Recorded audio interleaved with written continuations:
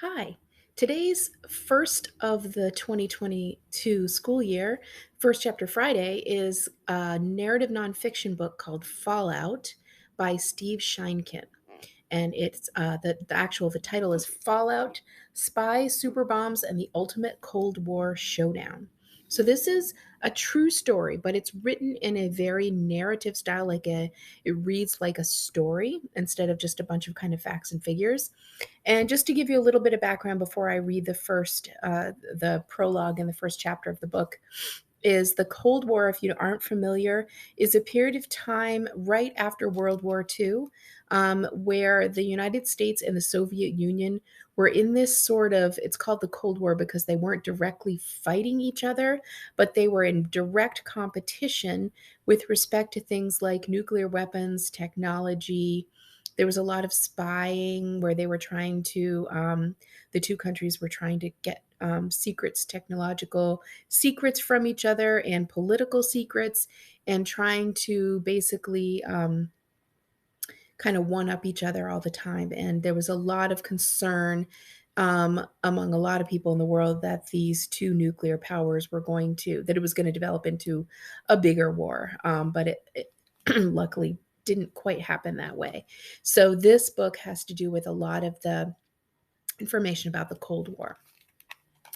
So a prologue is like a kind of like a little introduction to a book, where it gives just a little kind of like a teaser background information. Prologue, the paperboy. The kid hiked up the dark stairwell to the sixth floor, hoping only for a decent tip, maybe 15 cents. Busting up a Russian spy ring was an unexpected bonus. It was a Friday afternoon in June 1953, collection day for Jimmy Bozart, a 13-year-old paperboy for the Brooklyn Eagle. The newspaper cost 35 cents a week, and most people threw in an extra nickel or dime.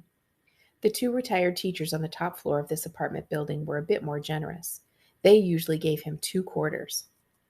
Jimmy knocked on the teacher's door. One of the women greeted him and dropped coins into his hand, more coins than usual. To be polite, he waited until the door was closed to look down at his palm. It was good, 1 quarter and 5 nickels. Realized that money was worth a lot more back then than it is now. But as Jimmy started down the stairwell, his heel caught on a step and the money went flying. Coins bounced down the stairs, clanking and spinning. He scrambled after them. He found the quarter first, then 4 of the nickels. Where was the other one? The bulb in the ceiling fixture was out. Searching step by step in faint light angling in from a high window, Jimmy spotted the familiar sight of Thomas Jefferson's Monticello home, the back of a nickel. Only the back. Jimmy picked up the sliver of silvery metal. The coin had no front. He found the other side of the coin on the landing. It had the usual front and smooth sides of a Jefferson nickel, but it was hollow. Something was wedged in the space inside, something square and black. It looked like a tiny piece of film. Jimmy pried the thing out and held it up to the window. He saw tiny numbers printed on the film, groups of 5-digit numbers typed in neat columns. Some kind of secret code? Jimmy raced home, wondering what he'd found. Everyone knew that Soviet spies had stolen American atomic bomb secrets during World War II. Now, with the United States and the Soviet Union locked in the Cold War, there must be new enemy spies out there. Could this coin have anything to do with that? At the Bozart family apartment, Jimmy's dad studied the tiny piece of film through a magnifying glass. He had no idea what it was or what the numbers meant. He told his son that he'd better show the strange find to the police. Jimmy thought of Carolyn Lewind, a girl in his 8th grade class whose dad was a detective. He ran to her apartment building and showed the coin and the film to Carolyn and her mother. But the detective was still at work. Jimmy dropped the coin into his pocket and left. When Carolyn's father came home, his wife told him that a red-haired kid named Jimmy Bozart had come by with a hollow nickel and some sort of coded message he'd found inside. Detective Lewind growled at her for letting the kid leave with potentially explosive evidence of espionage. That's another word for spying. He hurried to the Bozarts' apartment. Mr. Bozart didn't know where his son was. He mentioned that his wife was playing bingo at a nearby church. Maybe she'd seen the boy. The detective charged into the church and interrupted the game. No Jimmy. Lewin seized the bingo prize money just in case the nickel had somehow wound up there. He stepped outside and saw a man pushing an ice cream cart down the sidewalk. He grabbed the ice cream man's change too, just in case. Then he turned and saw a bunch of boys playing stickball in the street. He looked the kids over one by one. His gaze froze on a kid with red hair and freckles, about his daughter's age. Barging into the game, he said, "You're Bozart?" Jimmy nodded. "What did you do with the nickel?" Jimmy reached into his pocket and held it out. The man snatched the coin. He pulled a nickel from his own pocket and handed it over. "So you're not out anything," the detective said. Jimmy took the new coin and went back to playing stickball. He would be a college student by the time he realized that he'd stumbled into a series of events that were moving the globe's two great powers to the brink of the third and final World War. Okay, so that's the prologue. Now it says part 1, 2 hollow coins. And the picture here is of students. I don't know if you can see this, but it's a black and white picture of students hiding under their desks at school. So there used to be these sort of bomb drills at schools during the Cold War where kids thought that there could be, America could be bombed by the Soviet Union at some point. So they would practice these drills, kind of like we now practice intruder drills. And then there's all these cool old photographs of different people that are in this story, including Jimmy Bozart in this picture here, the boy in the middle. Okay, Cold Warrior. This is a story about spies and spy catchers. It's about superbombs, the space race, and the global clash between the United States and the Soviet Union. It's the story of the most intense years of the Cold War, building to the single most dangerous moment in human history. But even in such an epic struggle, small details and seemingly ordinary people play pivotal roles, shoving events in one direction or another. What does a paperboy's tip have to do with the end of the world? That took a while to figure out. The New York police passed the hollow nickel on to the Federal Bureau of Investigation. 2 FBI agents went to interview the teachers who'd given it to Jimmy Bozart, but who remembers where they got a particular coin? One of them must have picked it up at change at the grocery store, the women guessed, or possibly when buying subway tokens.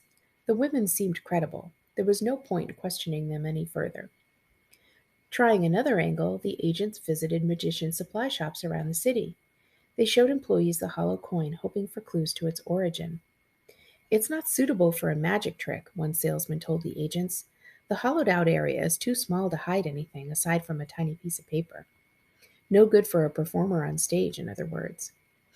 Holding the separate sides of the coin in his hands, the salesman explained that he'd never seen anything like it.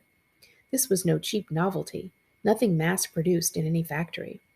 These were 2 sides of 2 different authentic nickels, expertly hollowed out, and, look at this, whoever made it had drilled an almost invisible tiny hole in the R of the word trust. Someone who knew to look for the hole could stick in a needle to pop the coin open. Who made stuff like this? No one, as far as the salesman knew. The agents thanked the man. They tried a few more shops and got the same dead-end answers. There wasn't much more to be done. The tiny piece of film was on its way to government codebreakers in Washington, D.C. Maybe something would come of that, maybe not. In the meantime, the FBI moved on to other cases. Jimmy Bozart finished 8th grade and continued delivering the Brooklyn Eagle. And the man who'd hollowed out the nickel and hidden the coded message inside, the highest-ranking Soviet spy in America, went on living and working in Brooklyn, just a few miles from the Bozart family's apartment. He was Emil Goldfuss and Andrew Coyotes. Also, Martin Collins. His real name was William Fisher. And for the sake of clarity, let's use the name by which he would become infamous in America, Rudolph Abel. And let's follow him into the story by jumping back 5 years to 1948, to the Soviet capital of Moscow in the early days of the Cold War. "I would rather perish than betray the secrets entrusted to me. With every heartbeat, with every day that passes, I swear to serve the party, the homeland, and the Soviet people." Rudolph Abel swore this sacred oath in Moscow's Lubyanka building, headquarters of the Soviet Union's secret intelligence agency, the KGB. Later that evening, he kissed his wife and daughter goodbye. For how long, he could not know. Years, certainly. Boarding a ship bound for Quebec, Canada, Abel set out on his new assignment: to expand the Soviet Union spy network in America, to steal the technology behind new American bombs, and to help pave the way to a glorious Soviet victory in World War III. That's all. His entire life had built toward this mission. Abel was born in England to parents of German and Russian heritage. In 1921, when he was 18, the family emigrated to Russia. Communists had just taken over the country and would rename it the Union of Soviet Socialist Republics. Under communism, an all-powerful central government owns all the land and factories, controlling every aspect of the country's economy. In theory, the government uses its power to distribute a fair share of the country's income to every worker. Abel's parents believed in the promise of communism, and Abel came to agree. At a young age, he committed himself to the goal of helping the Soviet Union spread its form of government around the world. Tall and thin, with a bony face and piercing eyes, Abel spoke fluent German and English in addition to Russian. He had a gift for building gadgets and fixing machines, useful qualities for a spy. Recruited into Soviet intelligence, he spent several years living undercover in Norway, posing as an electronics salesman while secretly setting up radio networks for fellow spies. When Germany attacked the Soviet Union during World War II, Abel took the incredibly dangerous task of slipping behind enemy lines. He managed to convince German commanders he was on their side, then fed them damaging misinformation, diverting their attention from upcoming Soviet attacks. Abel's reward was this new assignment. This time, the enemy was the United States of America. It was only 3 years since the end of World War II, but so much had already changed. The Soviets and Americans had been allies in the war, united by their common enemy, Adolf Hitler's Germany. Together they crushed Hitler. Together they won the war in Europe. When the fighting ended in 1945, the United States and the Soviet Union were the biggest powers left standing. The two powers immediately began to clash over post-war plans. What, for instance, would happen in the countries of Eastern Europe that had been conquered by Germany during the war? American leaders wanted to see the establishment of democratic governments, governments that would be friendly to the United States. Joseph Stalin, the Soviet dictator, had a very different vision. Stalin's army had driven Hitler from Eastern Europe at the cost of millions of Soviet soldiers. He now controlled that part of the globe and had no intention of letting it go. One by one, Stalin installed hand-picked puppets to lead new communist governments in Eastern Europe. He violently crushed any opposition, any calls for freedom or democracy.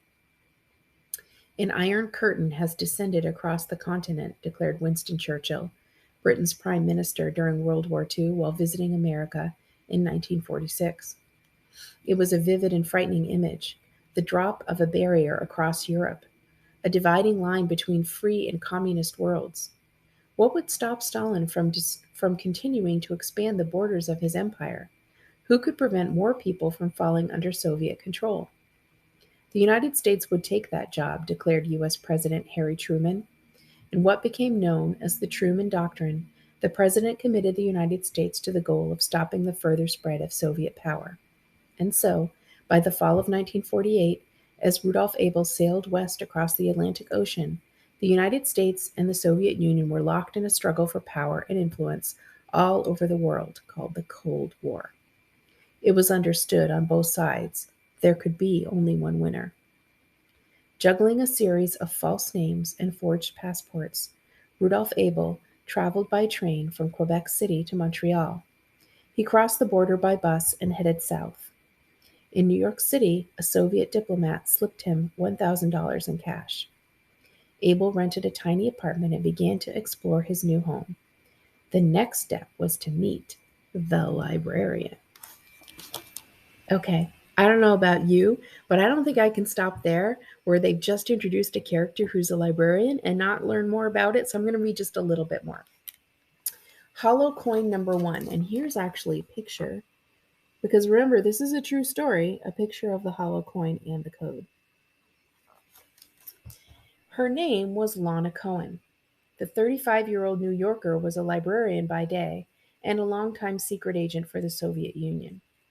During the war, she'd earned legendary status in the Soviet spy service by sneaking past FBI agents with atomic bomb plans hidden in a tissue box. With agents like that, Rudolph Abel hoped to build a new Soviet spy network in America. They arranged to meet at the Bronx Zoo. Abel followed Cohen into the zoo to make sure she wasn't being tailed. He saw right away he was dealing with someone trained in tradecraft, the tricks and techniques of espionage. Cohen dry cleaned herself expertly, strolling in the front door of a crowded store and darting out a side exit. She got in a subway car and jumped off just as the doors were closing. A lesser spy than Abel would have lost her trail. Abel and Cohen met outside the zoo's birdhouse, sat together on a bench, and began making plans. The two spies met often over the following months, walking through parks and museums, looking like ordinary friends enjoying ordinary outings. All the while, the Cold War was rapidly expanding. The U.S. military built its arsenal of atomic bombs from 9 in 1946 to 170 in 1949. The Soviets responded in August 1949 with a successful test of their first atomic bomb. In October 1949, communists seized power in China, the world's most populous country. President Harry Truman countered with the next major escalation.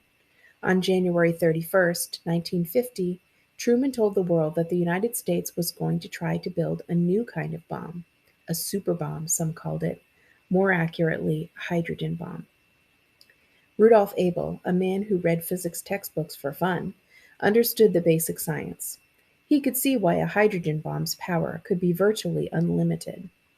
Would it be possible to build such terrible weapons? Maybe. That was a question for the world's top physicists. Would it be possible to steal some useful secrets from the Americans? Maybe, if Abel could build a good enough network of spies. But the ever-widening Cold War was making it harder than he had hoped. So that's Fallout. And Steve Sheinkin has written a lot of other narrative nonfiction books about kind of little-known, lesser-known events in American history that had big impacts on the rest of the world. So if you're interested in kind of information like that, you should definitely check him out. I'm going to send a link along with this video to a webcast where Steve Sheinkin is talking about this and showing some pictures and talking about the research that he did for this book. So definitely check out more narrative nonfiction if this is up your alley.